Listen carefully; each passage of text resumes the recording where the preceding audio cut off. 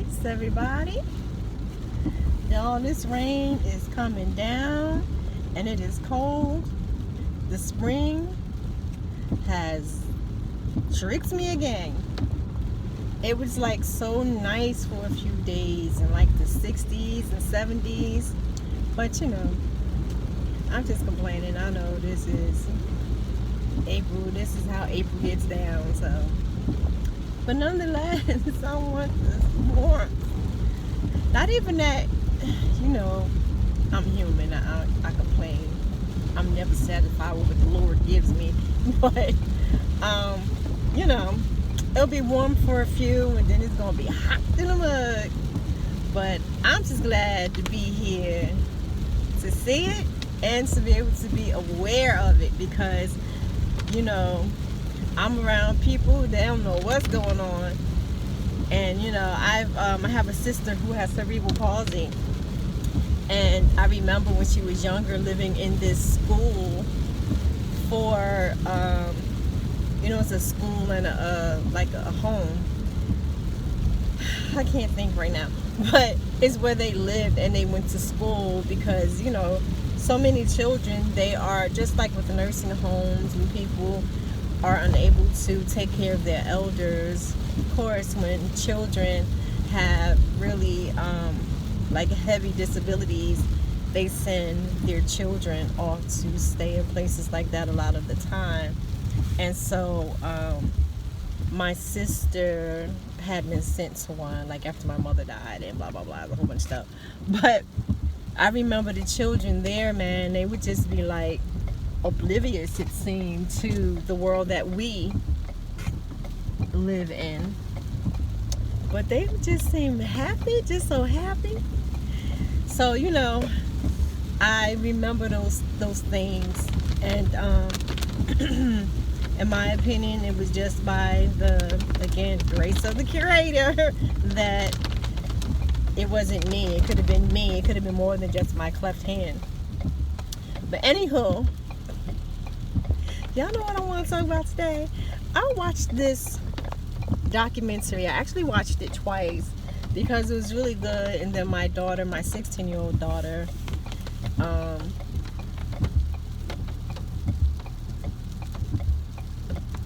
y'all, I think that is sleet popping off this window. You gotta be kidding me. Oh, good Lord. My apologies. So my daughter, yeah. This is documentary. It was made in 1957, and it is about, there's a town called Levittown, Pennsylvania. The first Levittown was in Long Island, and Levittown there in Long Island was the first suburban community. And so they made that one. Oh, come on. They made that one. Excuse me. Oh man, I'm not doing it. I can't get on that hot way. That's just too crazy looking. But I'm gonna have to edit this sucker. But Levittown, Long Island was the very first suburban community that was made by this father and son's architecture team. And what they did was they took this plot of potato, it was a potato farm. They took that land and built this town, Levittown, and the earth was like just so not sturdy enough, so they actually built the town, or yeah, they built the town on slabs of concrete, and the housing was cheap, and I guess you would consider it a modular home. They were kit homes. They actually had kit homes way back in the day, and they built these houses. I mean, they built this community, and so that was the first one, and it was a success-ish. They had two to four different designs, but people were like, this is cool and all, but like everything looked like, you know. So they ended up making a second one, Levittown, Pennsylvania, and it was with 6 designs. But the people here, it was great housing for the time. It was great housing for inexpensive. Even if you bought a home, it was like, some of them were like $8,000 or like a little under 9, or like a different design. I think it will go up to like about 10,000 or something, like under $11,000.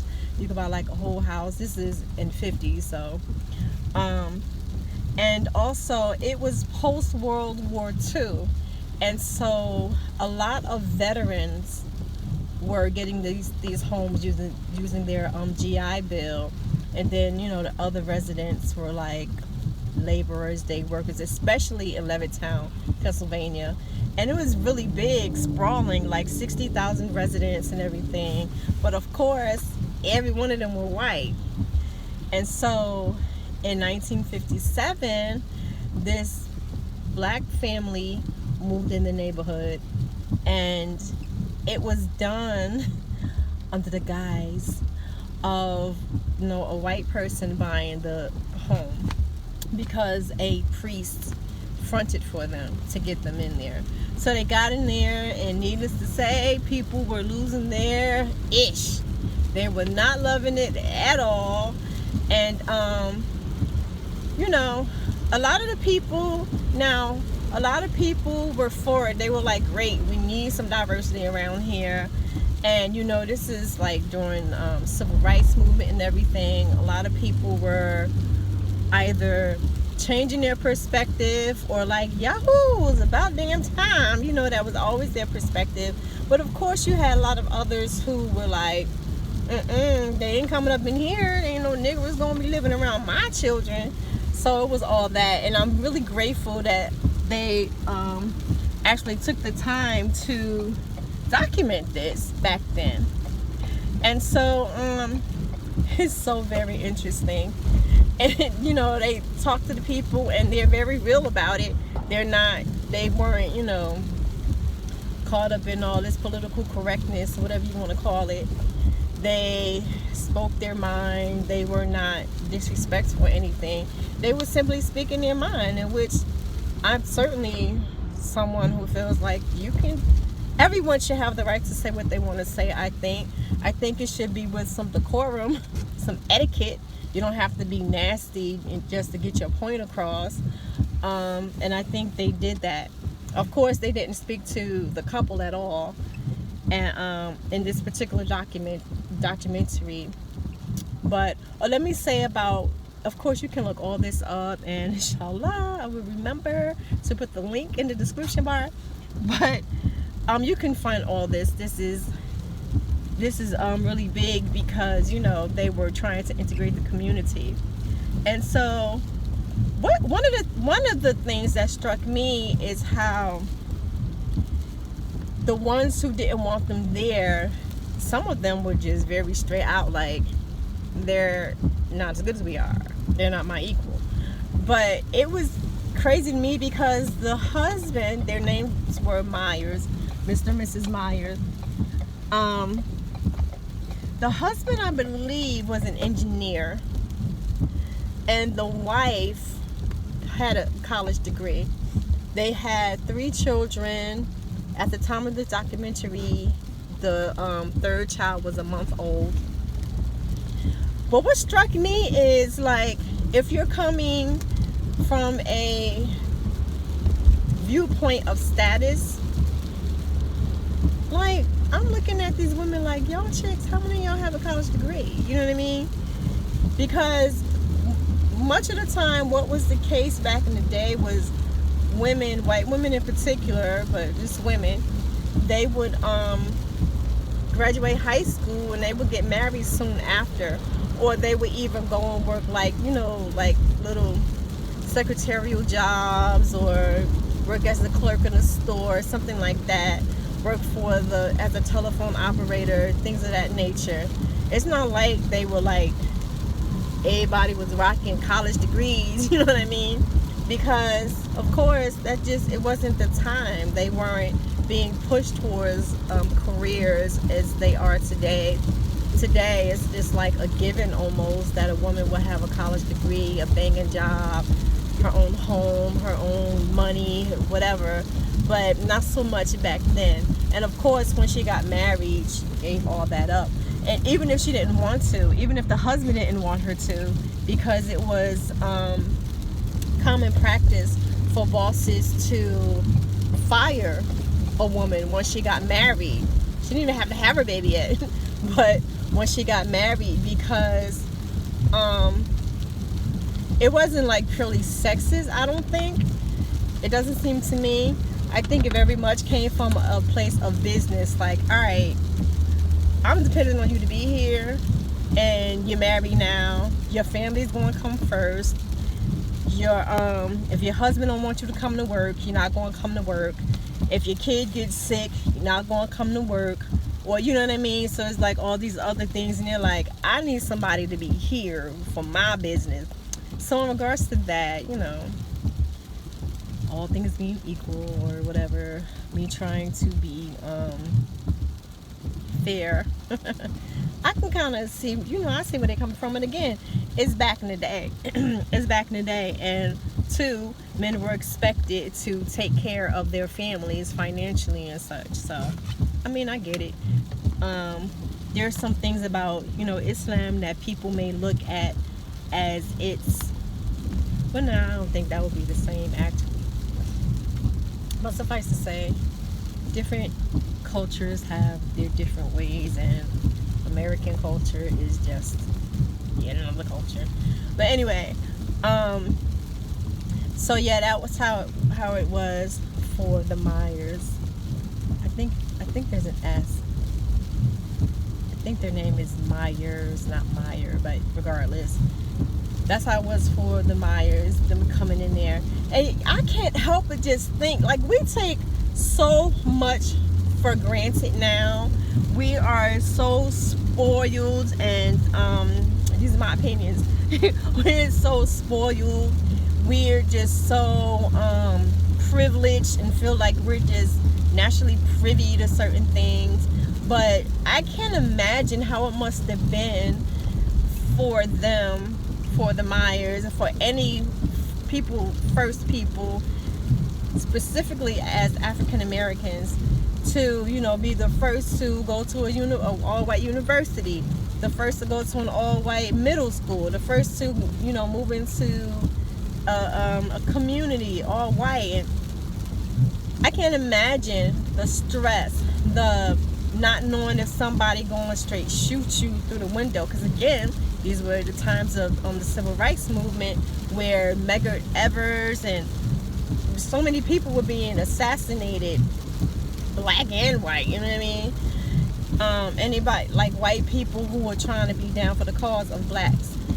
And so I can't imagine, the stress must have been massive for, you know, Mrs. Myers, for of course her husband, him leaving, and then at least maybe in one regard, at least he gets some sort of refuge, not being home during the daytime, but I'm sure he's still worried about his family. But then you have Mrs. Myers, who is home all day, and you know, they were like coming for them. It ain't like they were just sitting on the lawn looking over there meanly or something. They were like swarming their homes. Somebody threw like a brick through their window and all these kind of things. And so I'm just so emotional even just thinking about it, you know, things that people went through. And I'm sure at a certain point, even if they wanted to be in there for themselves and for their families, and so they can have a better way of living, so to say, at some point I'm sure they must have been like, yo, F this, I'm going back to Tennessee or whatever, you know what I mean? But they were very conscious, something that I don't think we are now, no matter how much we, you know, play with this whole branding, racial branding, again, in my opinion.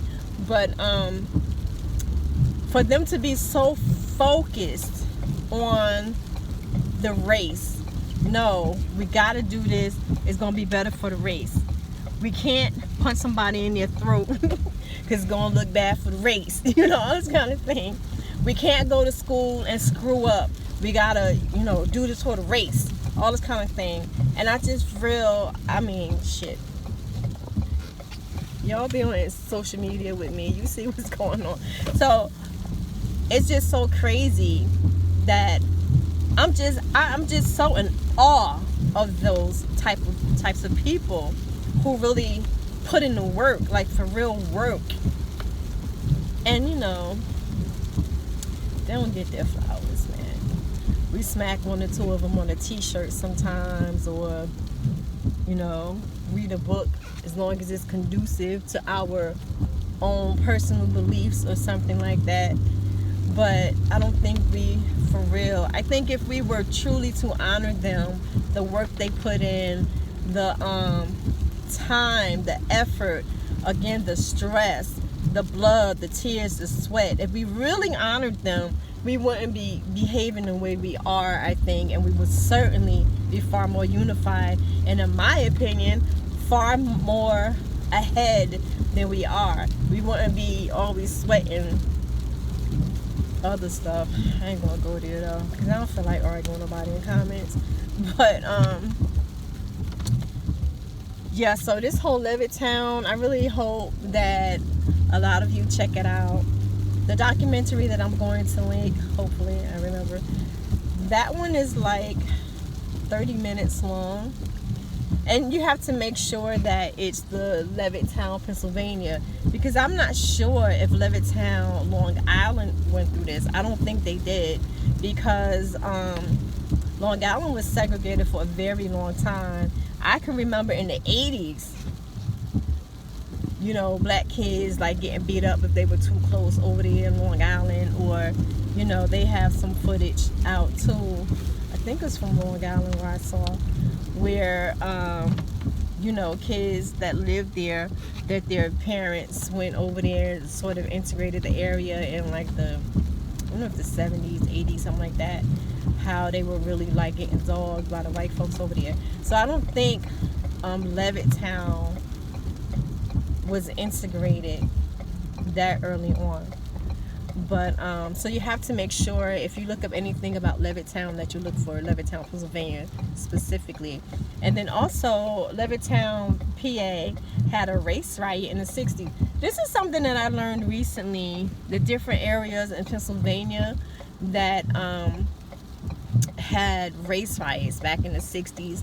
And even in 79, there's a town maybe not too far from me, maybe an hour, hour and a half, something like that. I drove through there once, going somewhere. No, I went through there twice. Because sometimes I just like to drive all around Pennsylvania just to chill, because I like to drive. And I ended up in Hanover, it's called. And I don't remember seeing one black person up in there. But though I do know there's a historic house there that was, I think it was like on the Underground Railroad, because Pennsylvania was very instrumental in that whole movement, the Underground Railroad movement.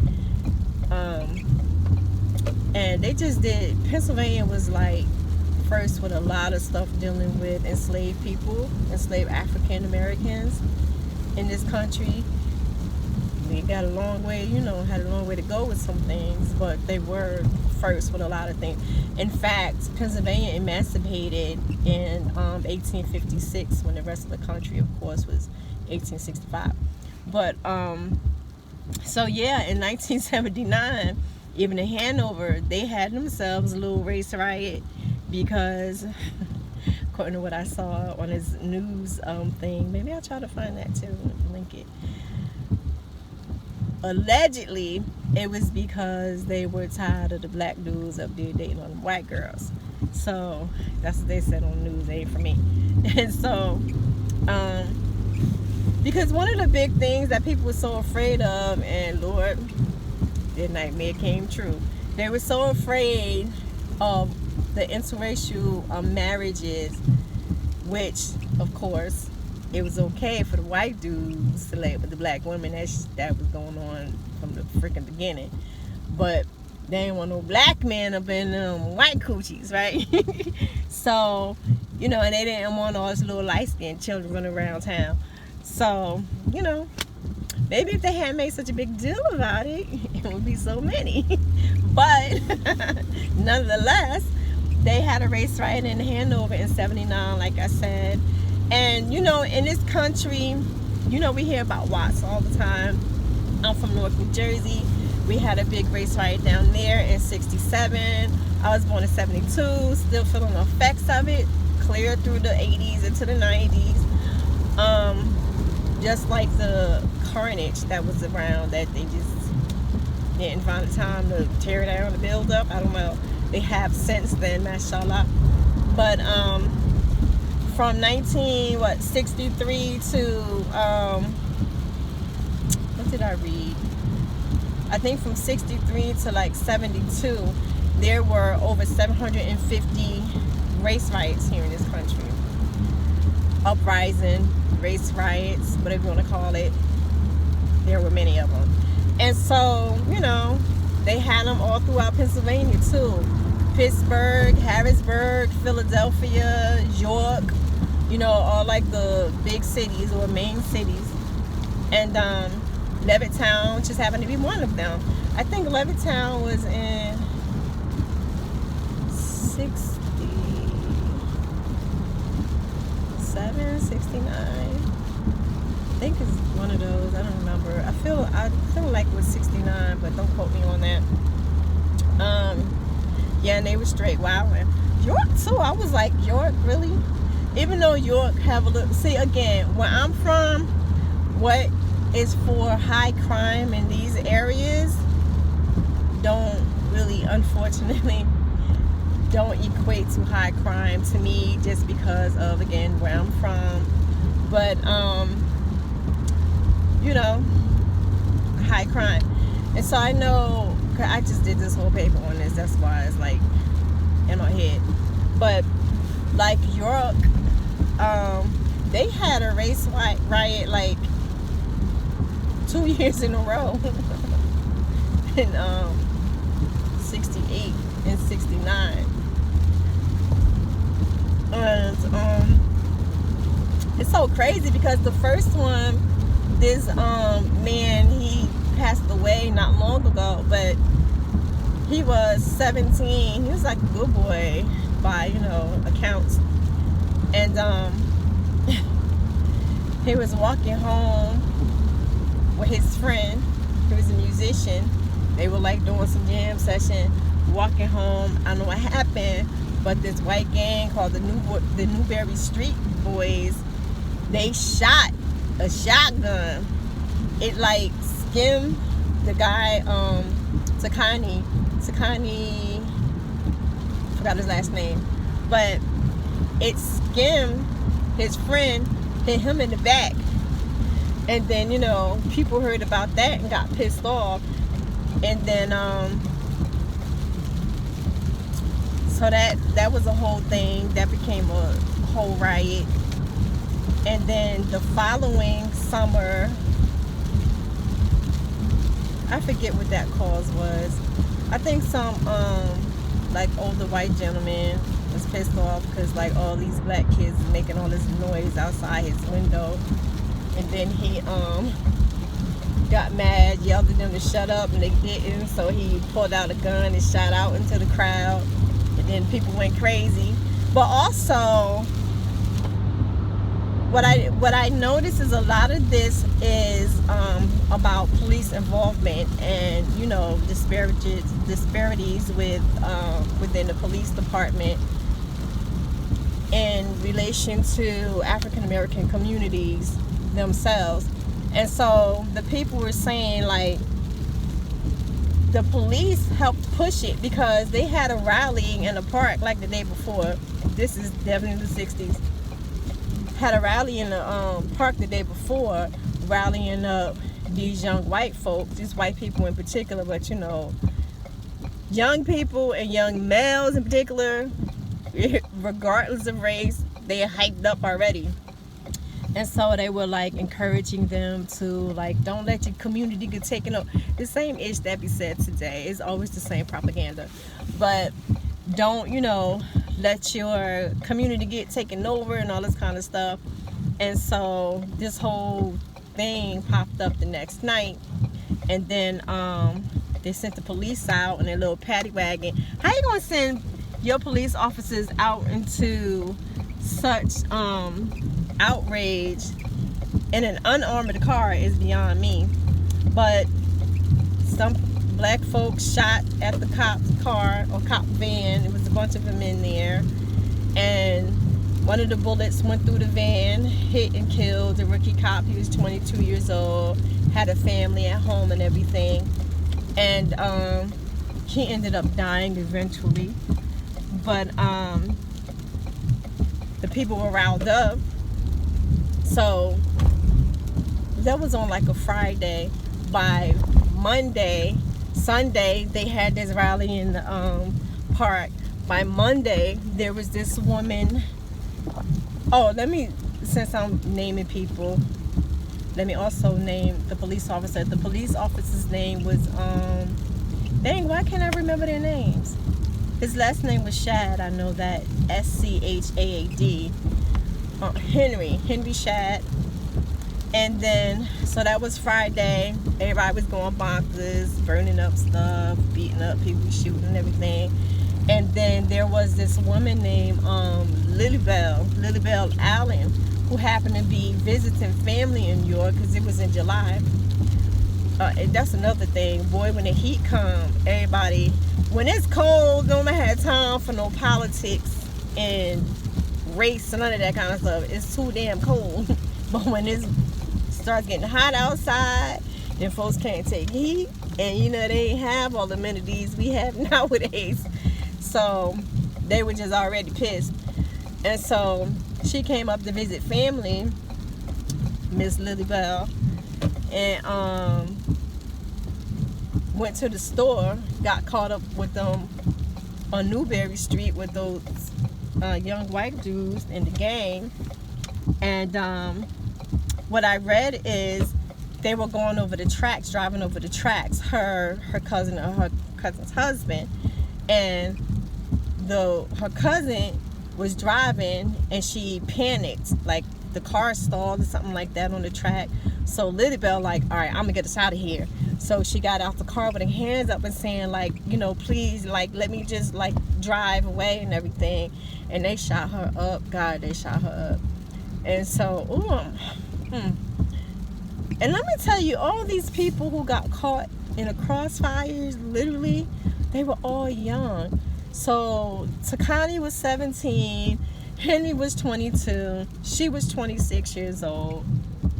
The last two, they had children at home. She had 2 children. They, of course, are grown now, and I've seen them in the interview. It's just very sad. Just very bad. And crazily enough, just this 2022, was it this year or the end of last year? They actually had some people go down for that after all these years. And one of the people they had, I think he died though, one of the people that they arrested was the mayor at that time, because they said he had something to, he was also at fault. Ain't that something? So let me run in and get my COVID test, my weekly COVID test. I'll be back. All right, y'all, I am back. Let me tell you, I can't stand when they have somebody new doing those things, because they act like COVID just started, like they just started testing. Remember in the beginning when they first started testing for COVID and they go way up in there? Ooh, I hated that. And I hated having to administer. Oh God, I hated it so much. Especially when at the time I was working exclusively with dementia patients. Oh man, it was just not cool. I ain't like doing that at all. But yeah, a chick going all high up. I'm like, they don't do that no more. What are you doing?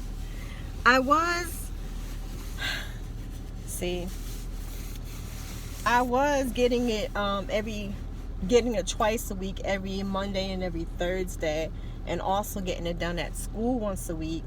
But now people acting, every time the levels go down far enough in the community or in the region, they're like, oh, we're good, you don't have to wear your mask anymore.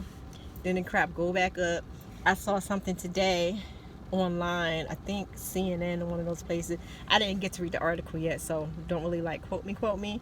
Headlines are just headlines to get you in to read the article, and I did not. But they did say something about it appears that only 7% of COVID cases are being reported now, so that their statistics are really not accurate. But I mean, I just don't get it. Even at school, I keep my on. I ain't going front. It be getting warm up in that piece now, because I still be rocking my N95s. So I will take it down sometimes, but I'll be like, girl, put that thing back up. And I put it back up. Or, if I can't breathe, or last week I had to do a presentation, so I took it off and everything.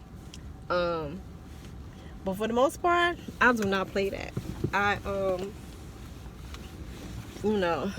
Alhamdulillah, I have not gotten caught yet.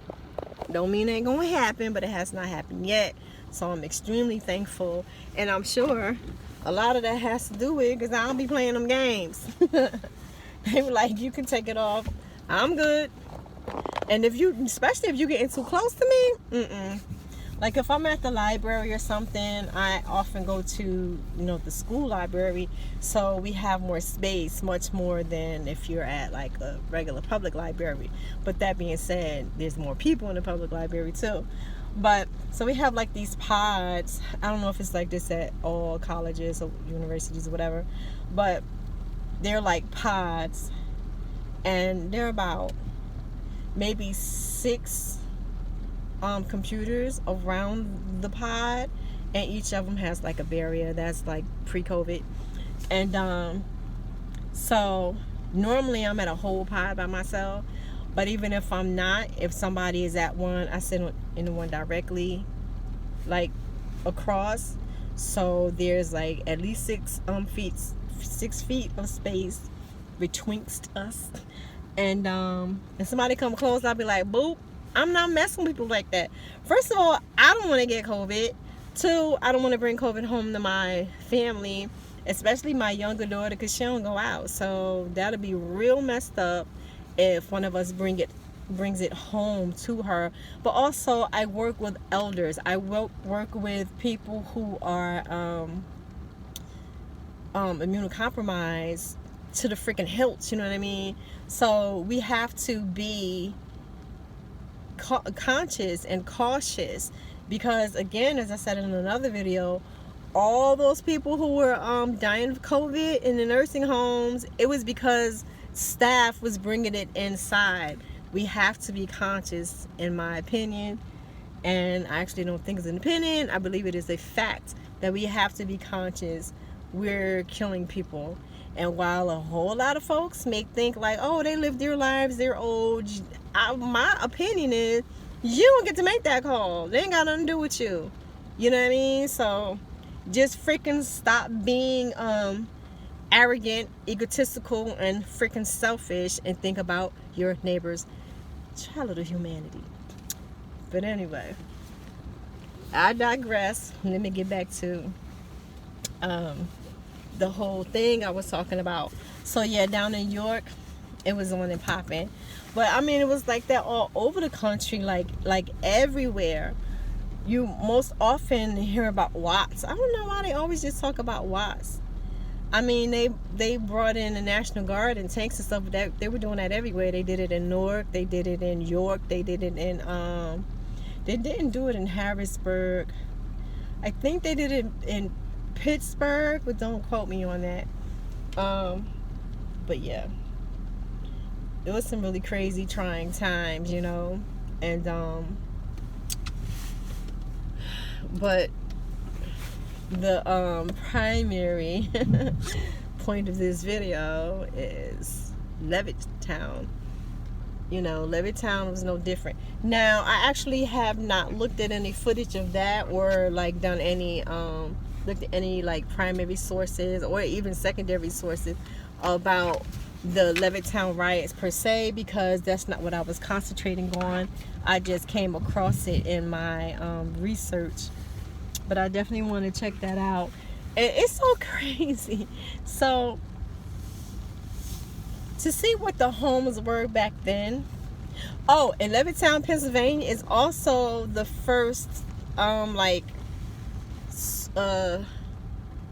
first supermarket. What's the first supermarket? I think it was the first supermarket per se, because before then everything was like mom and pop stores, you know. But also it was the first, what's it called, a mall? Pennsylvania don't have too many malls like I'm used to in New Jersey, like indoor malls. They have more like plazas and like everywhere. Oh boy, they got some plazas. And so this one was like that. So yeah, I mean, Levittown was just dope. It's again for the time, especially. And then when you the Pennsylvania Levittown, aside from it being, I touched on this, I think, aside from it being big for veterans, because again with the GI Bill post World War II, it also, I forget the name of the Durham company. I think it was a steel company. Pennsylvania was really big on coal and steel back in the day. I used to live in coal country, actually. And it's so funny because, wait, let me finish this thought first. So, there was a company that also, a lot of their workers lived in Levittown. So it was primarily focused at blue collar workers and veterans who I guess became blue collar workers, right? And I mean, they had like a pool, they had recreation for the kids. It was just like dope suburbia, you know what I mean? And they didn't want to mess that up. You have got to watch this documentary, I'm telling you. Let me tell people who might be younger or may not know this. They're going to be using the word Negro a lot. They're not saying it out of disrespect. Is what black people were called back in the day. So that we were called black, we were called Negro, we were called colored. But they're going to use the word colored also. They're not saying it in a disrespectful way. Even one woman uses the term Negro/nigger. She wasn't, in my opinion, she wasn't even using it in a negative term, because it's just, you know, she wasn't even referring to it for herself. She was saying, like, one time, one of her son, I think, came running home crying because somebody at school was like, "You're gonna marry a nigger." And he ran home crying. And she's like, my son didn't even know what that word was. He didn't know what a nigger was. But he came home and was crying like, "I don't want to marry a nigger. Do I have to marry a nigger?" You know? And she was like, she said, "I handle it like I handle anything my kids come to me with. I tell them you can do whatever it is you want to do," you know? So it's that. Then, you know, there's another woman who was just very, there were a few, I think, who were just very like, listen, I don't want them to be oppressed, but I don't want them here in my neighborhood. And, you know, I don't think that they're going to fit in socially. I don't think they're going to have it good here socially. I don't think their children are going to, you know, have it well here socially.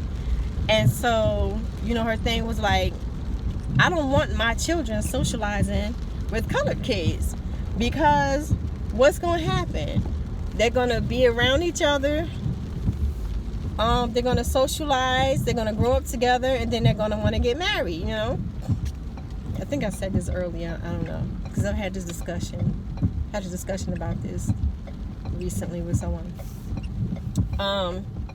So then but by the same token, you have other people who are like, again, yeah, I think that's cool. Well, they didn't say cool, but they're like, they think it's okay because they would like to see diversity around there. You know, a couple of people were saying, I would like Levittown to look more like America. They're not just white people in America, you know, so I sure bring that on. Then there was another guy who, some people, you were kind of like, okay, do you really know what you think? But I mean, again, that's, you know, duality of personalities, I guess, too. So, and I mean, people who might be listening to this right now, who may watch the video, may be like, oh, I'm appalled. But if you're being real, a lot of you, probably most of you, had the same type of thoughts. You might be Christian and don't want your child to marry a Jewish person or a Muslim person. I mean, it's human, you know what I'm saying? We come up certain ways, certain ideas that we think are best. Look, they making another plaza right here. We come up with ways that we believe are best. That's why we raise our children in that way, in those ways, you know? We think it's better for them. We worry about their souls. We worry about their lives, what they'll be able to accomplish. If you live in a certain neighborhood, you might not, you know, be able to be as prestigious as, you know, we would like, or if you can't get this job or go to this school and everything. I think at the core of it is probably well-intentioned, but, you know, he said the road to hell is paved on good intentions, so what that mean? But so, you know, they're just, we're not very different. And I think if it wasn't socially, if it was not politically incorrect to be as they were, free enough to verbalize what it is they really feel, a lot of us wouldn't be with this stuff either. A lot of us would not be for LGBTQ. A lot of us wouldn't be like, lift the Muslim ban. A lot of us would just not be with it. And the reality, I think, is, a big reality is, if it affects us directly, we ain't with it either. We're just not. So if it comes to, okay, we need to have more transsexual people within local government. That's going to mean some of you are going to have to give up your jobs. Like, before you say that part, people be like, hell yeah, man, we're all the same, equality, woohoo! But when it comes to, you may have to give something up in order to make that happen, nah, we're not doing that. You better make another job somewhere else for them. So as long as it doesn't affect people directly, I think, as long as it's theorized, everybody is cool to be with it. But when it comes to your front door, then that's something different. And of course, we try to justify it and come up with this reason and that reason why it makes sense that you wouldn't be for it, or, you know, whatever. It's no different. We're all human, and we can pretend that we are better than those people all we want to, but we are not. So many black folks in particular, since we're talking about, you know, since I'm talking about this whole thing dealing with integrating this particular white community, child, I know so many black supremacists, I swear to God. So, and they be coming for my ass too if I say something that they think I'm a sellout and all this kind of foolishness, whatever. But really, if you sit a white supremacist and a black supremacist down on paper, there's not really too much difference, in my opinion. And so, you know, we can talk ish if we want to and act like we're so much holier than thou and we're so much more evolved. But we're just really not. We the same old mofos we always been. And it comes out when it's appropriate. But yeah, check out that documentary. It's like so dope. And I would love to know what you think about it. Like, please do watch it. Y'all be communicating with me. I be wanting to kick it and learn some things. But if you watch it, I really would dig if you know, comment and tell me what you thought about it. Regardless, you do not have to agree with me. Trust me, I am not that fragile, honey. You do not have to agree with anything I say. That's the whole point. I like dialogue. I like to get to know other people's thoughts and ideas and perspectives. Because hell, my perspective don't mean it's the perspective. You know what I mean? It's just yet one other person's opinion. You know. But let me know what you think about it. Peace.